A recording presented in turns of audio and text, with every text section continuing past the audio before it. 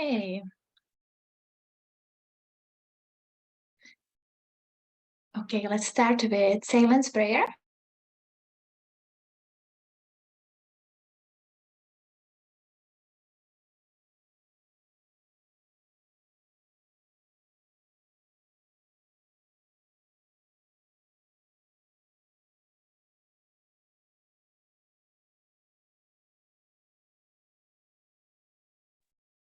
Amen. Okay, happy Sabbath, everyone. I will just quickly have a look who is here. Okay, so this Sabbath, this study, I would like the study to be interactive. So if you can please, if you can contribute. So I want it a little bit like a discussion. So I'm looking forward for your inputs. So we will start with some recap of things we have learned. So when we look at the Tower of Babel and people were scattered, what were people scattered with? What do we find in every culture? Can you say that again, Magda? Sorry, for me. Sorry. Yeah, so can you hear me well, actually? Yes. Yeah, okay. So when people were at the Tower of Babel and they were scattered, so what do we find in every culture? What was scattered across the world? What do we find in every culture? Are you talking about equality or inequality or something like that? Mm-hmm. I will try to keep eye on chat as well. Yes. So I'd say so when they were sexism, racism, misogyny, those kind of things, patriarchal structures. Yes, thank you, Susan. Yes, so that's right. So there were the three consequences of the three sins. So in every culture, we find sexism, false worship, racism. So it's spread everywhere. So now I will ask, what is culture? How do you describe culture?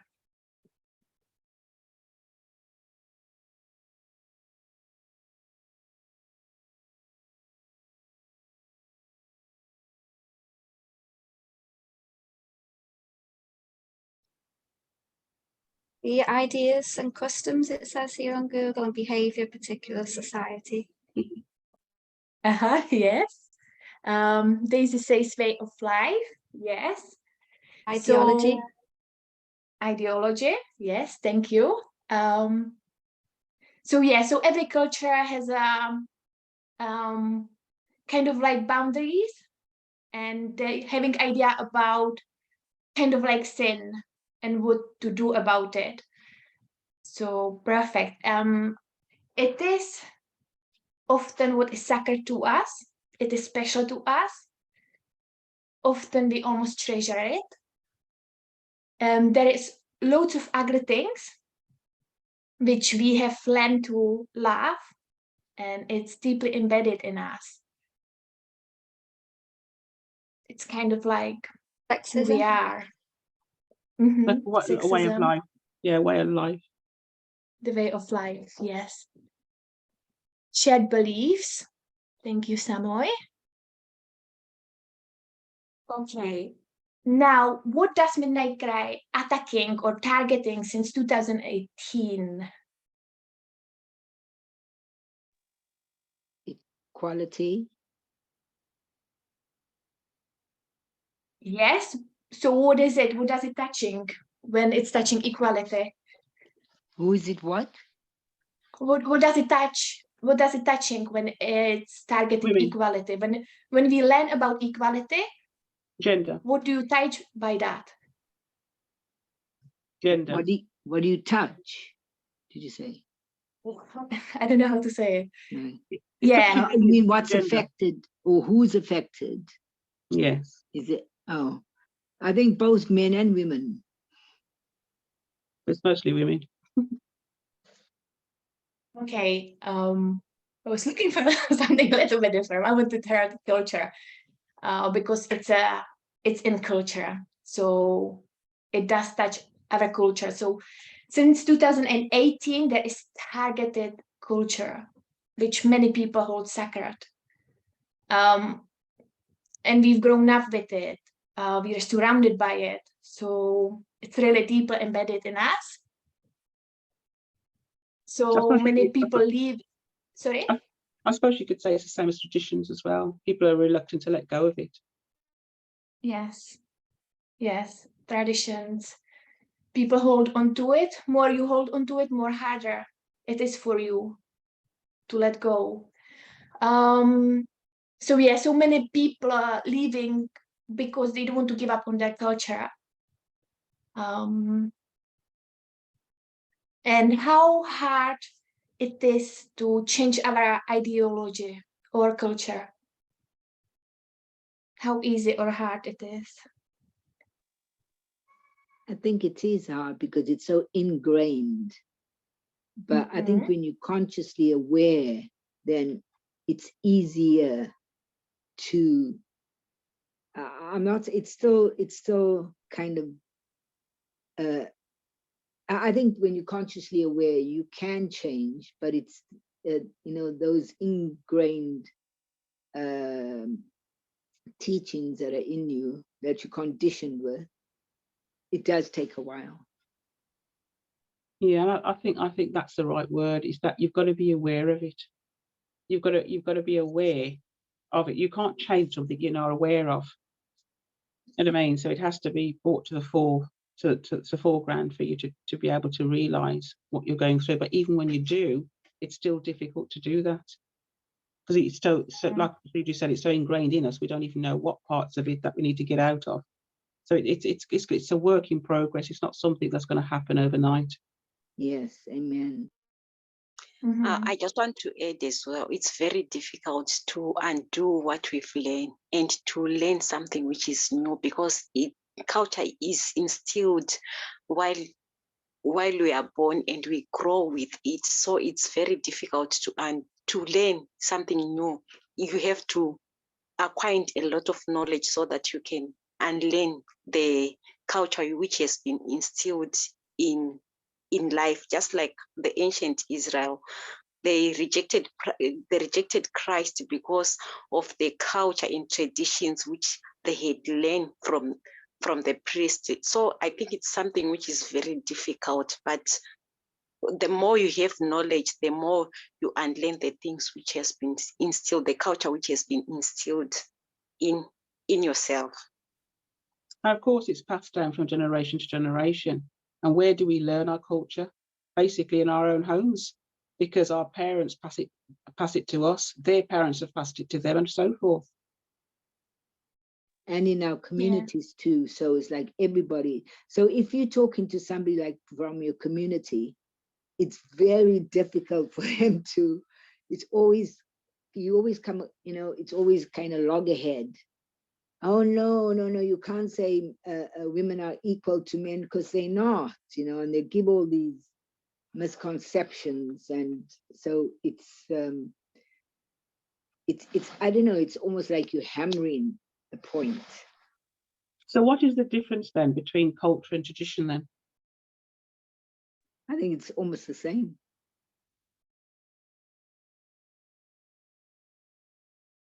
I think it's go hand in hand. Yeah, so I'm thinking like, so we learned that since we have been born, even people projecting that on you already before you get born, we are surrounded by it. And Mercy, I think it was Mercy, she mentioned ancient Israel. So when we look back in history at ancient Israel and Apis bull, and then at Jesus' time, so that's what was the problem there as well. They hold on to Egyptian culture, and then in Jesus' time on pagan culture, the way they expected the king and everything. And I have here actually a little snip from one quote. So I will read that. Why did they keep up a continual controversy with him, Jesus? It was because those who claimed to believe and teach the word of God interpreted its tendencies to suit their own preconceived opinions, so that the word of God may seem to harmonize with the traditions and commandments of men. So yeah, so we see here that God was trying to separate Israelites from the cultures they were in as well. So back to the original question. Yes, it is hard and painful to changing our ideology and culture. And more you grasp on something, more strongly you hold something, harder it is. More something is sacred to you, it's harder it is to let go. And there was this imaginary presented by Albert Tess, explained it by eye and glasses. So the culture is in the eye. That's the culture and society. While the glasses would be politics, religion, like Muslim, Christian, atheists. So that would be just different things. So for different things, for different religion, it would look a little bit different. But the culture and society is in the eye, the sexism is in the eye. So that would suggest that some of us love it because you've heard the phrase, the apple of the eye, meaning that you love that thing. So some of us love the culture that we're in and don't want to give it up. Yeah, people have learned to love these things. Cherished sin. Yes. So yeah, and Jesus says, if it causes you to stumble, plug it out. So when radical feminism is preached, it does attacking culture. It says no to culture. So it does goes into the roots of everything. Where liberal feminism, it doesn't dismantle the culture. So what do we need to do? What we need to do? What we need to change? How and how? What we need to do, how we need to change. I think first there needs to be that recognition, that awareness, that you're in this sort of culture society. You can't change otherwise. And then look and understand what those cultures are. So for me, it's just an awareness. I don't know how you've just got to have to practice it and think, well, whatever culture is, you've got to sort of do the opposite. So in other words, what we're doing now, we're trying to, like, we're not trying to, with regards to God, we're not calling him, these type of things. It's sort of practice. You've got to start practicing it in your life. But like I said, it takes time to phase out. It's not going to be something that you're going to be able to do straight away or at a moment. Yeah, so that's the only thing I can think of. It takes time. Thank you. Someone else would like to add something to it? I think too, when you believe in something, then you can, because you're going to come across people who are going to go against, stick to their culture. And you're going to introduce, like, it's introducing new truths. Sometimes people are like, when I first found out that I'm equal to man, I was quite shocked. I was shocked, but really happy about it. So when you're introducing these new truths to anybody who probably doesn't understand,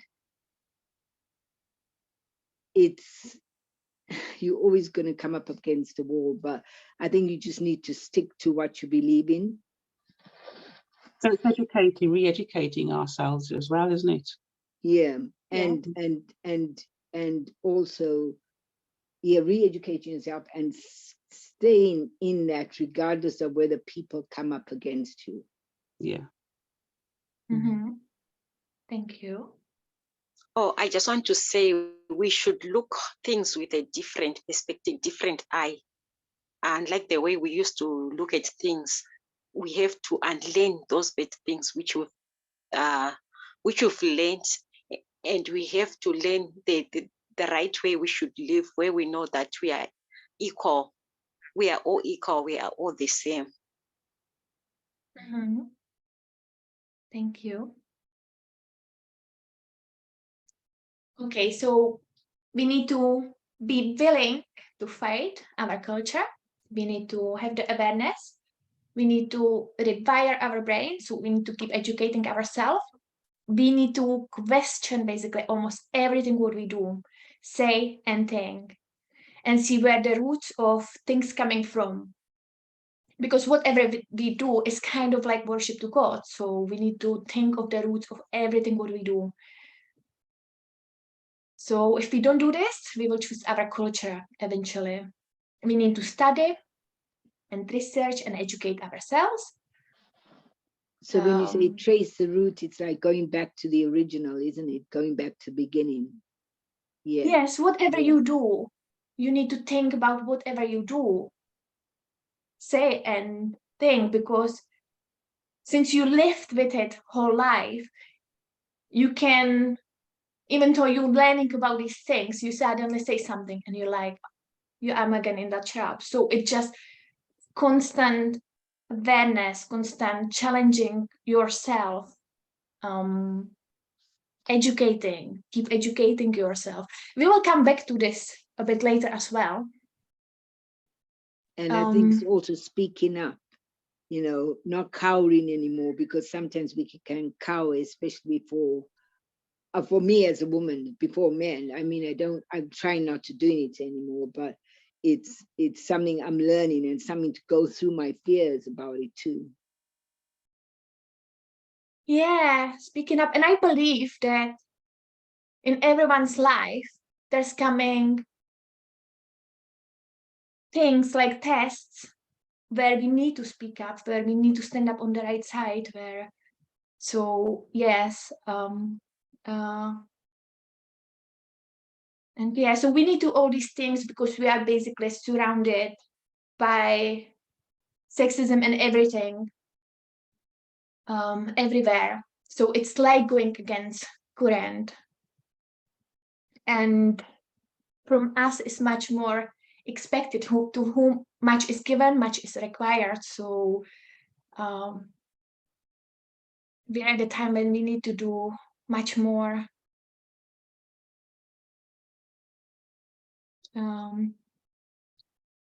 Okay, so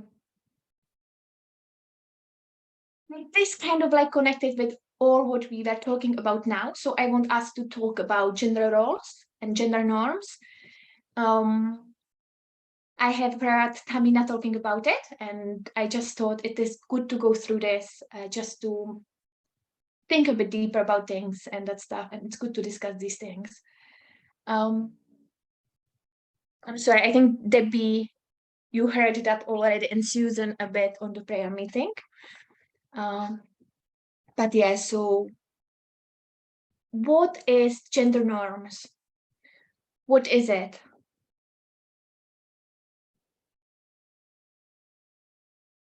Is it behaviours between men and women, or general, whatever? You know, what women do. Say and again. what the behaviours of perhaps what men do and what women do.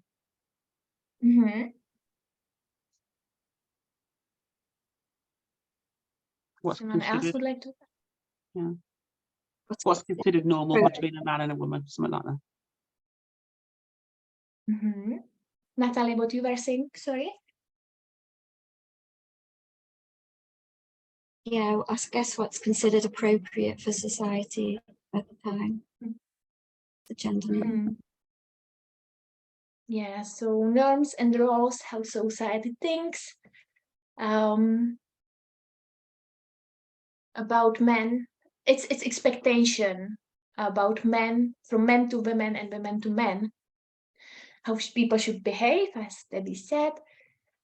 It could be around race, profession, and also sexual orientation. For example, men who is more, for example, expressive, people says it's gay, it doesn't fit in their expectations. Or with race, people from certain countries will behave certain way, and from other country differently. And people use phrases like typical Czech, for example, because you are ... or you did ... So yeah, so it is kind of like boxing or categorizing women and men, how they should behave, and making what's males and female attributes. As we have said, kind of like it's quite connected with the culture. So gender norms are learned in childhood from parents and peers, and then reinforced in family and through school, the workplace, religion, media, and other social institutions.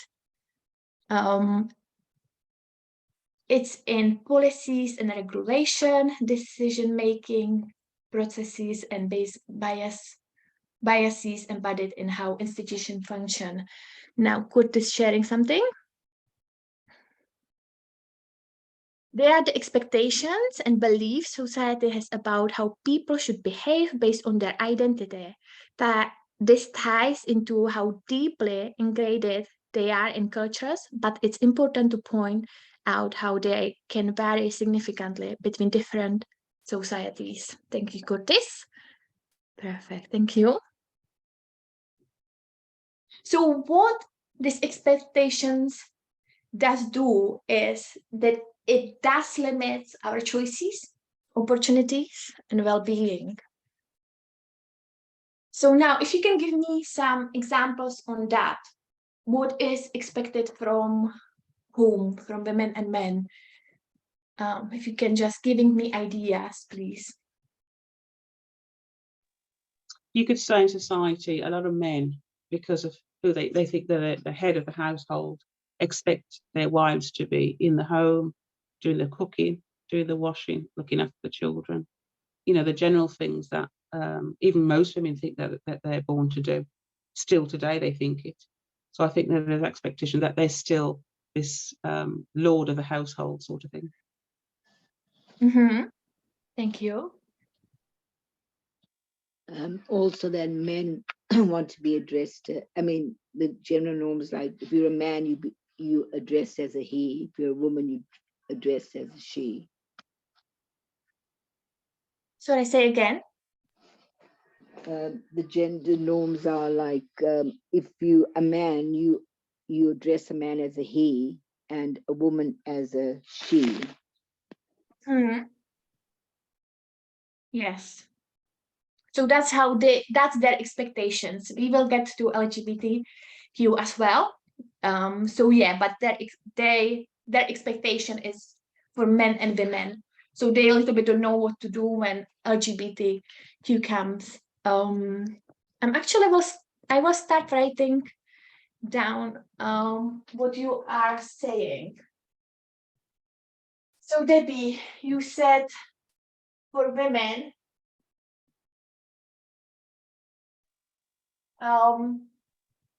being in household. Yeah.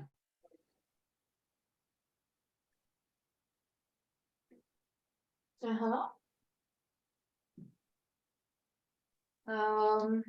The men's supposed to CG, go to work. sorry. Okay. Uh-huh. I just want to say there are professions which are They are what? Sorry? associated to males. There are professions which are associated to males, and professions which they say they are associated to women. So they say gender, it judges the profession which you are supposed to do Uh-huh. in culture. Yes. Once. Okay, so could we say, yeah. So yeah, different type of they putting into profession kind of like gender where men should be. I don't know how to write it. Some idea?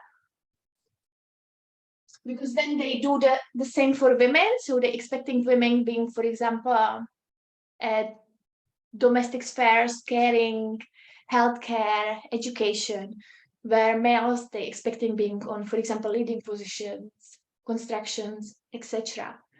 So yeah, the professions.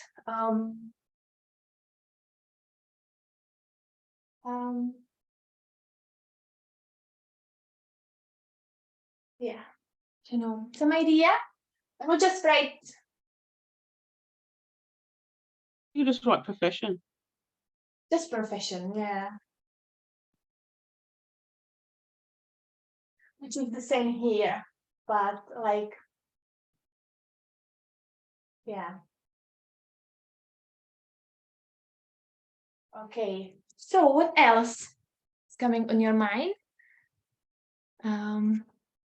I see Samoy commented, women submissive, caring, nurturing. So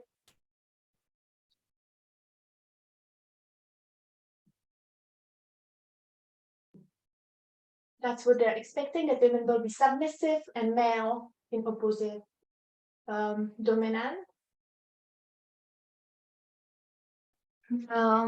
Something else?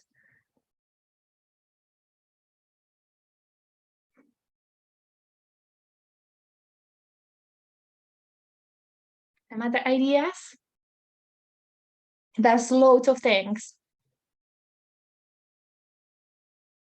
The way the women dresses, the way they look. Okay. So I will write beauty standards.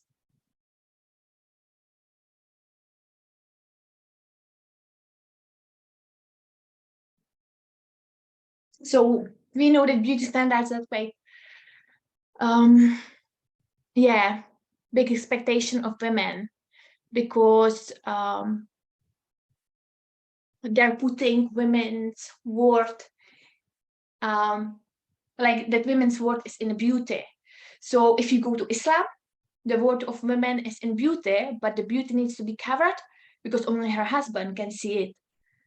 And in Europe, women doesn't cover up because they want to show their beauty. So you see kind of like two, you go from one extreme to another, where if you compare it with men,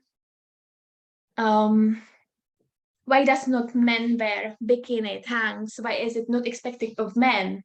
Because if you remember, for example, a few years ago, there was the volleyball match, I think in Spain, and the women, instead of bikini, they made kind of like shorts. And I know they were fined, if not even disqualified, because of that, where men had actually normal shorts. So there is this expectation of women showing bodies.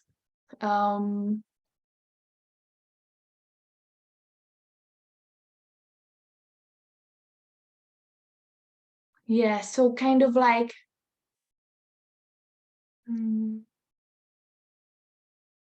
whole fashion is basically kind of like about that.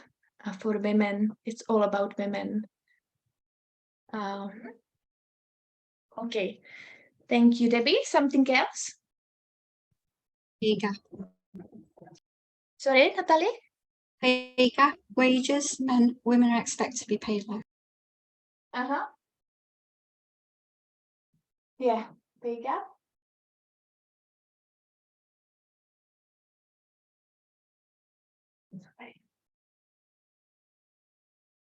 Why is that? What would they say that why is that? Not sure. Maybe they think men are better at the job. Don't know. Or they have to stay at home, they get pregnant. I don't know why they say that. Yeah, I think they would very often, there would be this, there's many things in the role, I think, but there can be this that they see them as people who should provide, or when men and women has even same qualifications and everything, they are still will get paid more because they believe that they're just, yeah, it's just the sexism more.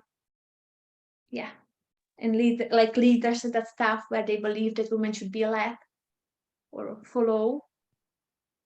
Yeah. It also says that men are worth more. Yeah.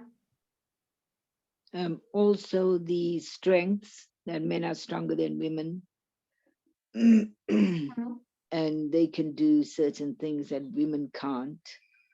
So they kind of, and that's not true, because women can do a lot of things. and their strength too. I mean, men can't have babies for a start. Men's tolerance pain is not as high as a woman. And women can lift up cars, they can be bodybuilders, they can be just as strong as a man. But I think that strength is one thing that's always highlighted whenever you talk about equality. No, women cannot be equal to a man because she's not as strong as a man. But that's not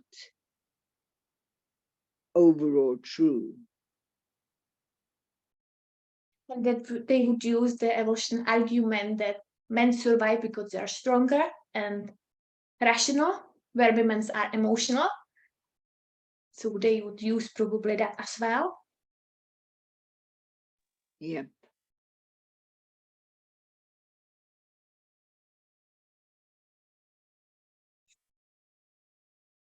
So yeah, so here's a lot what we're dismantling, what we're, yeah. So it can be choice of career, as we said, can be look, as we said. You can tell that sometimes even verbal and non-verbal communication. And yeah, the list is just so long. Men and women often work differently, and the gestures are different. And like you said, it's all different around the world as well, isn't it? They look at women in different ways, especially the Middle East, and are so strict on the women there. They can't even dress, they can't go out without being chaperoned. It's such a different life altogether from, even though we've got, like you said, these different cultures, some of them are really, you know, sort of really, really bad. I mean, like the Middle Eastern women, I do feel for them, where they've got no All of rights them are whatsoever. really You bad. know, they don't have any rights whatsoever. And you wouldn't think that we live in the world that we do today. This still goes on. So, yeah. Yeah. But here it's still pretty bad as well. But yeah,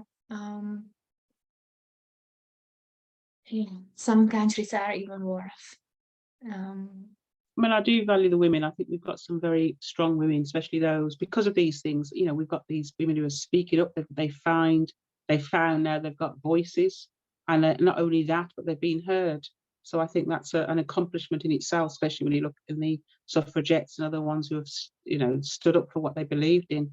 And if it weren't for them, we probably wouldn't be in the society as we are today. Even though I do agree that there's still some of it, but it's a lot better than it was in the past. Yeah, the cage is made bigger. The cage is made bigger, but we are still in the cage. So even though suffragettes and everyone and second-wave feminism, they stand up, you could tell the way they were attacked, there was still the expectations of how they should look, how they should be. They should be quiet, submissive. They were attacking about their look. They're ugly. Are you saying that society is finding it hard to let go then, in general, of their Expectations, culture? Men, especially men. But they have these expectations, they were projecting, and they want these expectations of you as a man and you as a woman. And yeah, they're standing in it quite a lot. Yeah.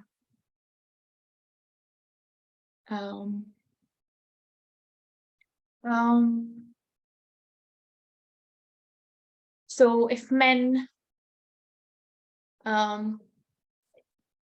has to be manly, so if he appears to be more weak, it doesn't fit, it's not the right man, and society had to learn it's not always correct. So when we sorry. Yeah, so when the go on. Yeah, I was going to say, I actually read somewhere that when men have to give up these things, their sort of, you know, manly appearance, that they actually feel vulnerable. That's why they don't want to give it up. It actually makes them feel vulnerable, being on the same par as women. That's a good sign, but probably not to them. Yeah, exactly. I know. Well, that just shows me that's why, one of the reasons I got, well, when I found that out, I thought, oh gosh, I never saw it as them becoming vulnerable. I thought that was very interesting when I read that.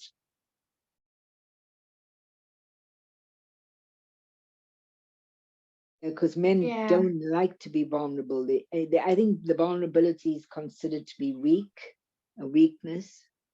And it's not really, they could look at it in a different perspective and look at it as a strength.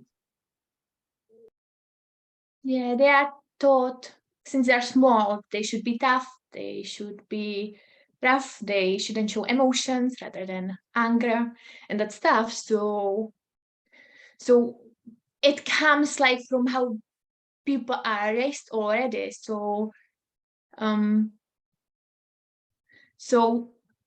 how to say it? So boy Helen, he has to be tough and cool, and then father comes and says, "You're a good son, and I'm proud of you." And the boy will always try to do that because they're learning where is their worth. And the same it's with women. If you're putting this how to say it? If you put the attention and teach girls that if they look pretty, that everyone will give them attention, they learn that the worth is in that. Yeah, it's a conditioning, isn't it? It's conditioning. I mean, we do that with children when they're born. Like, you buy, if it's a boy, you buy blue for him. If it's a girl, you buy pink for her. And the toys for the boys are different from the girly dolls and things like that, you know. Or feminine things. Yeah. And it's all geared to what our concept is, our conditioning is of what a boy is and what a girl is and how they grow. Because like you just said, boys don't cry, girls can get emotional, and girls are supposed to be pretty and boys are supposed to be these strong little boys. And that's how we look at things and are conditioned from birth about it. I also think that men, if they do think that, and most men do, I guess, think they're this, you know, this macho sort of hero type of person, really they're putting themselves under stress to keep up with that culture, that recognition that they should be, not recognition, what's the word I need? That you know, that saying that they need to be like the way that they are, hero, macho. Yeah, well, I think they're pushing themselves under some kind of stress, really. I think stress and strain there to actually keep it up, because I can't think, you know what I mean? Because it's not bad. It's not a bad thing to express your emotions, and I think that only brings them under more stress to hide it all, because that's what they would do. They would be hiding it if they did feel they wanted to cry. If they did want, you know what I mean? So it's not good to be the way that they think they ought to be, really. Very good point. And Natalie says men don't know how to be men, no control over emotion. Then when we see men who has a skirt and painting his nails, what does fast brain says? Fast brain says there's something wrong, something doesn't fit.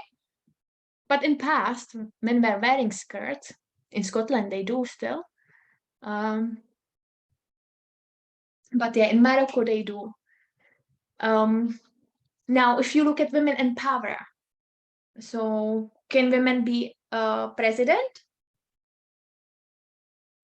Yes. Yeah, can I just come back to that point that you were just talking about, Magda, about the man wearing the skirt? Yes, yes. It's sort of an experience that I had, and it's an honest experience. This was before we ever knew about culture and all this stuff that we're teaching now.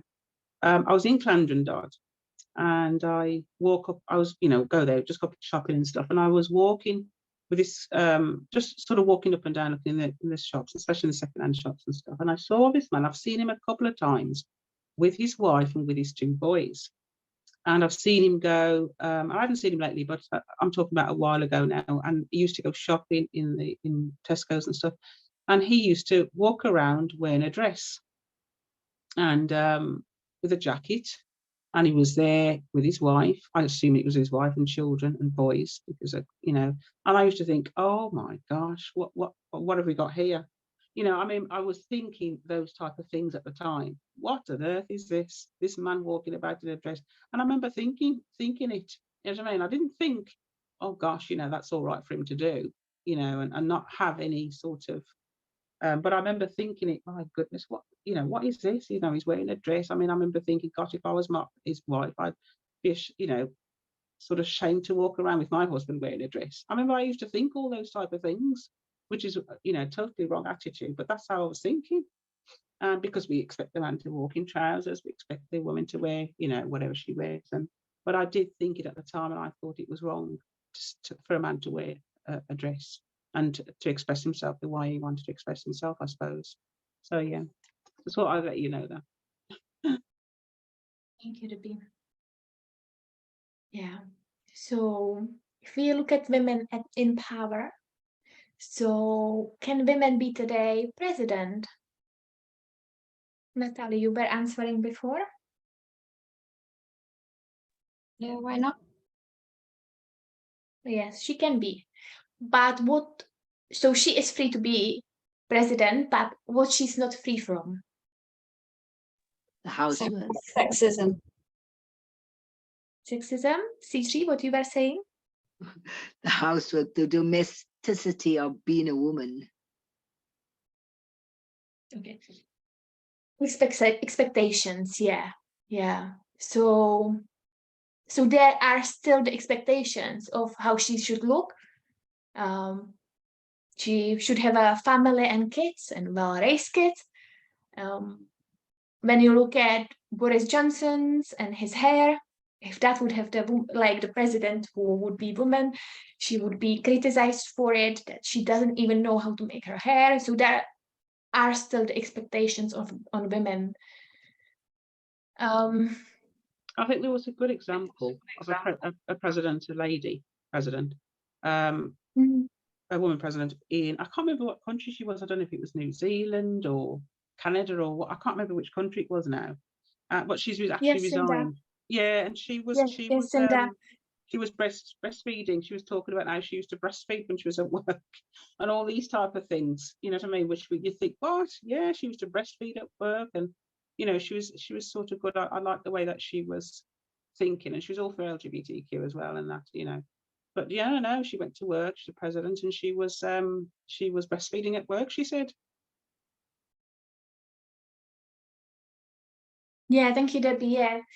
Yeah, that was New Zealand, and you can see the expectations are always there, but you can see also that women who were leading during COVID, the countries usually were so much better off with women there. But they're still going through these threats, rape threats, death threats. Yeah, it's so bad. So yeah, so kind of like stage is made bigger because you can do so many things more. You can vote, you can, as women, you can be a president, you can do things, but you're still not free of these expectations. You're still not on the level. You still have to do so much to have an authority or a respect of others, which men don't have to do.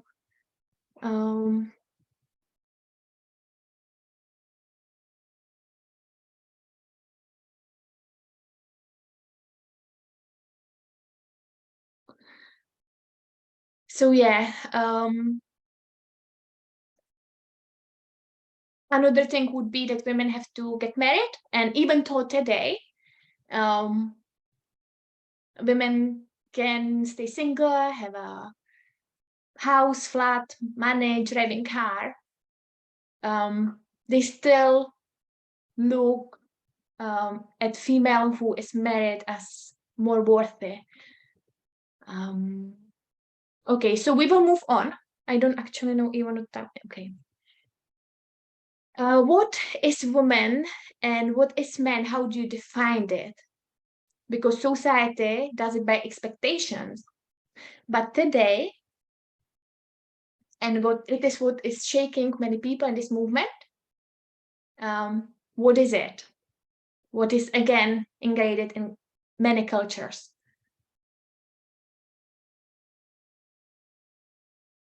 Inequality, I suppose. Mm-hmm. The men still want to be the rule, at the head of everything, don't they? They don't want to give that headship up, patriarchal thing. They don't want to give that up at all. They still want to keep women underneath them. I think that's going to be a hard one to let go of, I think. I think it's women is who identify themselves as male or female. Yes. So when we come to LGBTQ, we know that gender is a spectrum. And for society, LGBTQ, they do breaking their expectations, what they had until now, what is men and women. So, so for society, they don't know how to make sense of it, and they naturally incline to refuse it. So now you have a transgender people, and society says you have these organs, you need to behave this way. So there are these expectations on them. And when you take all these expectations, when you take all that out,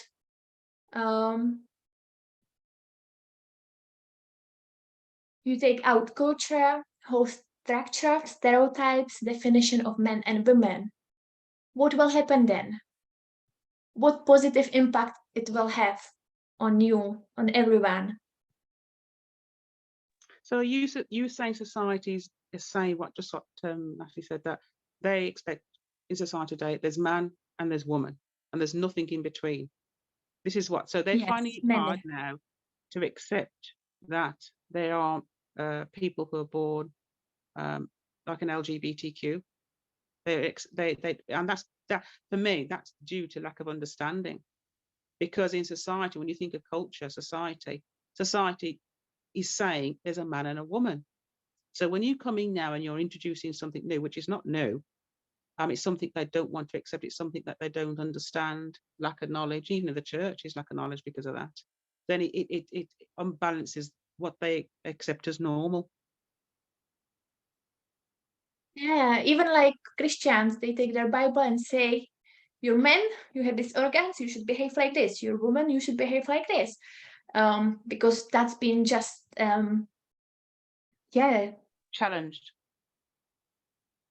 So that's a challenge for them, But that's just how they thinking for 6,000 years. They take it by the genitals you have. If you got a penis, then you're a man. If you got a vagina, then you're a woman. And you cannot say that you're otherwise.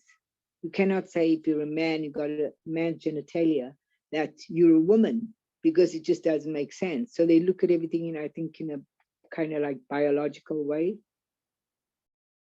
Yeah, just like that book that we've been reading about the brain.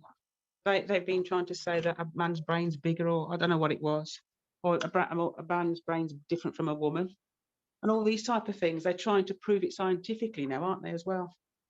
No, but they found out that their brains are all the same, literally. No, I know that that's what they found out, but that's what they were talking about. That's what they were trying to say, weren't they? Yeah, their arguments. Yes, at one time. And Natalie says, compare and contrast. God is neither all men or all women.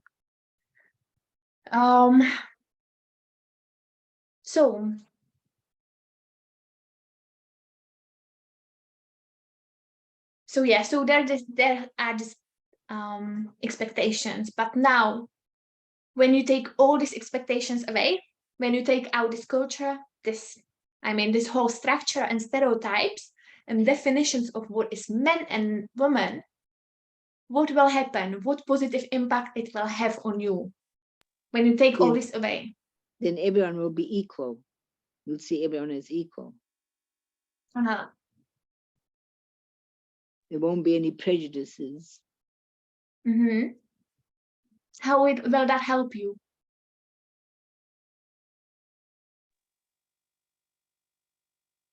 How that helps someone. And what will that help you? Even you and everyone. That there won't be any judgments, there won't be any biases, there won't be any, because we all got the same chances, we all are looked on as the same, and that would almost create a really perfect society. Yeah, so basically, you will have the freedom to develop your character and what you like and what you don't like without barriers. It limits your choices, opportunities, well-being, and it will help to express yourself. So what are those barriers then? It's all these expectations, that's all these gender norms, all this perspective how you should behave as a human, depending on what organs you have, what sex you have. So that's for good So then, really. It's for good, isn't it? It's not for bad, it's for good. But people are not seeing it, are they? Yeah, if you take it away, it's good. You mean that, right? Yeah. Because the expectations are not good. Yeah, I'm saying that if you're saying that in order to introduce the LGBTQ into society, you're saying, what does it do for us? Then it's like you said, it takes away those barriers so that we don't see culture as normal anymore now, and not the culture that we're used to anymore. It breaks those barriers away. So for me, that's seen in a positive way, not a negative way. Yeah, so I think I said, if you take any expectations of male and female away, any expectations, you will be free to develop your character and be who you are, to express who you are, including us, including LGBTQ, including everyone. People will be able to express themselves and make the choices they want to do, develop their character, because they will lose these limits which society putting on people. So yeah.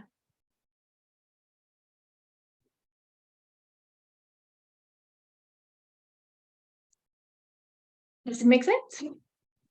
Oh, I just want to add that it also humbles, because you are on the same platform. There's no one who is better than the other. Like the message of equality,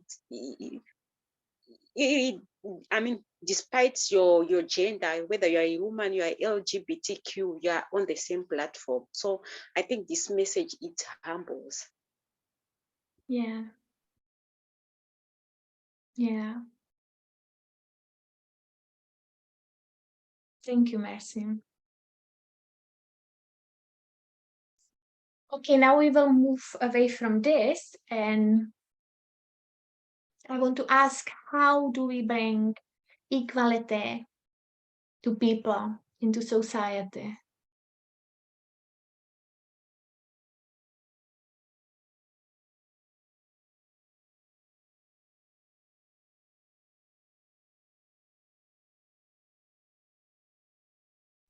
Well, people have tried to bring in equality by talking about it, voicing their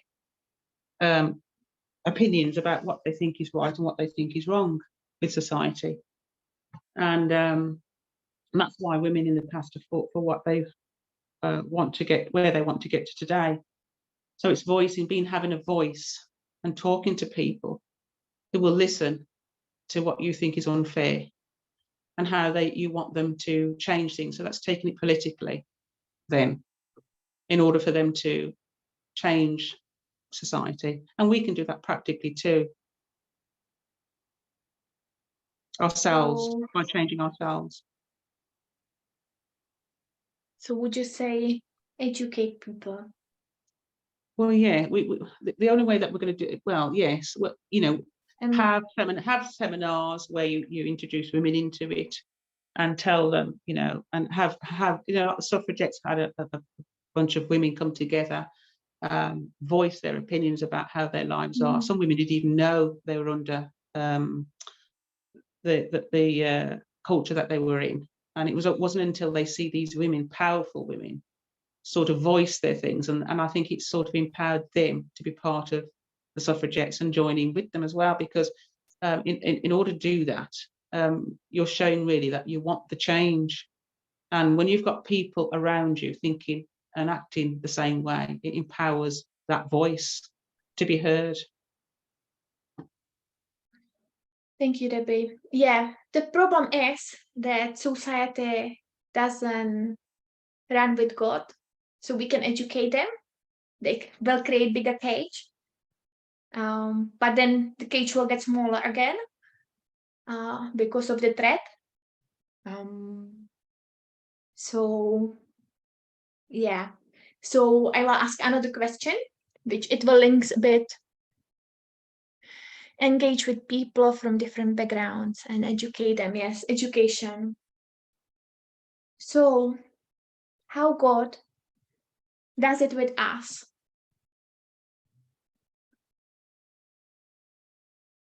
How does God brings equality to us, to his people? It was servants, midnight cry. Midnight cry. Okay, so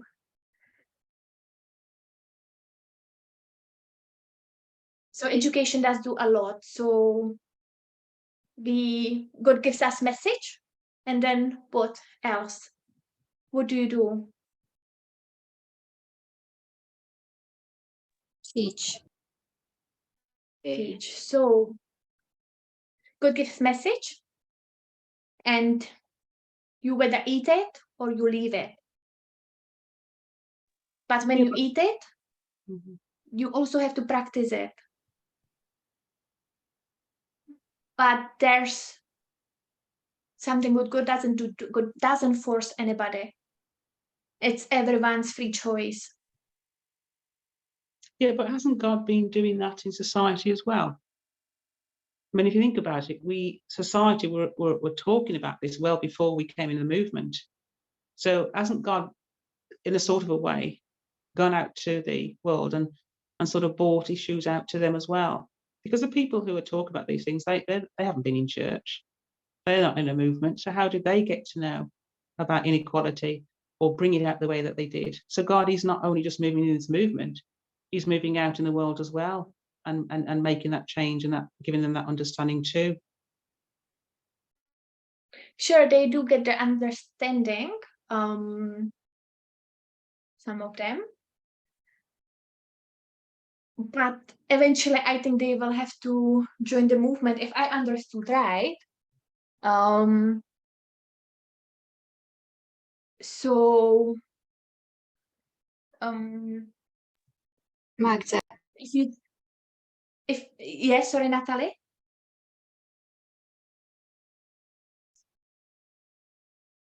Natalie? Oh yeah, sorry, I was not muted. Just because you might have not a problem with women so much, quite rare, but there you go. Doesn't mean to say you will accept God. So even though Debbie said that a lot of people have known before we did, there's two things we have to. All good comes from God. So there's two things that we have to accept here. Like you said, it's not just about sexism and equality, it's about joining this movement, whether that's, you know, through God working through you, not literally coming here at the moment. We know that. So I think you can not have anything against women, but still hate God, which seems like, is it an oxymoron, the word? Sounds, how can you like women and hate God? Seems impossible. Yeah, but like, yeah, everyone, this issue everyone can see, so everyone can decide. So everyone's getting kind of like educated, but most of the society doesn't run with God or having absolutely wrong understanding and perspectives, and which we did have as well. And we know that people need to change from the right side to the left side. And even if you keep little bit of some things, you do compromise. So you actually do not fully move to the left side, to the equality. And then, yeah. Just to let you know, Magda, you've had an hour. Okay, thank you. We're getting to the end. Thank you so much. So yeah, so I think I would like to also state the point that God's never forces, never force. So with the message and knowledge, we do have the chance to change the habits and the culture. Amen. Without change, we don't have character which God can take to the heaven. But if you get the knowledge, that doesn't mean that you change. But it does give you the good platform and motivation for to get change. So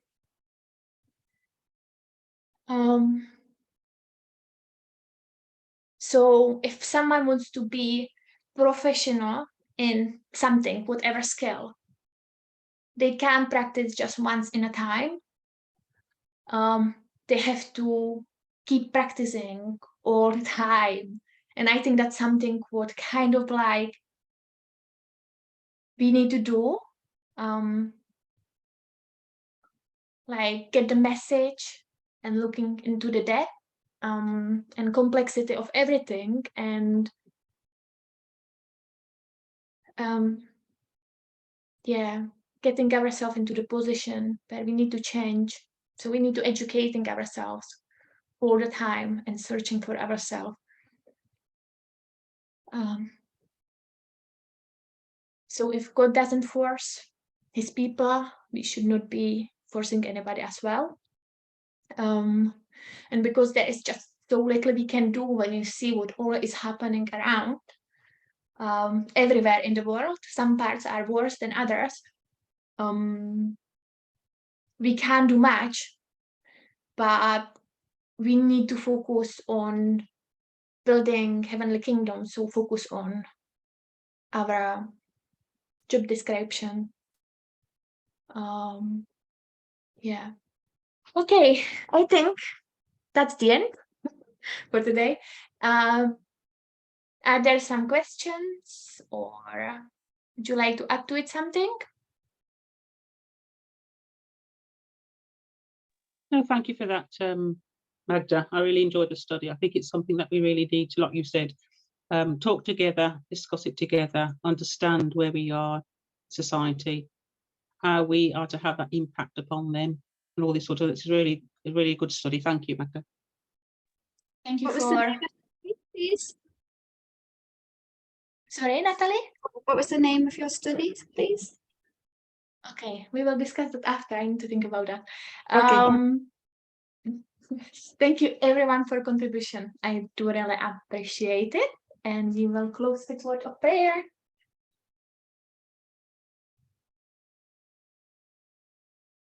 Our loving God, I want to thank you for your love.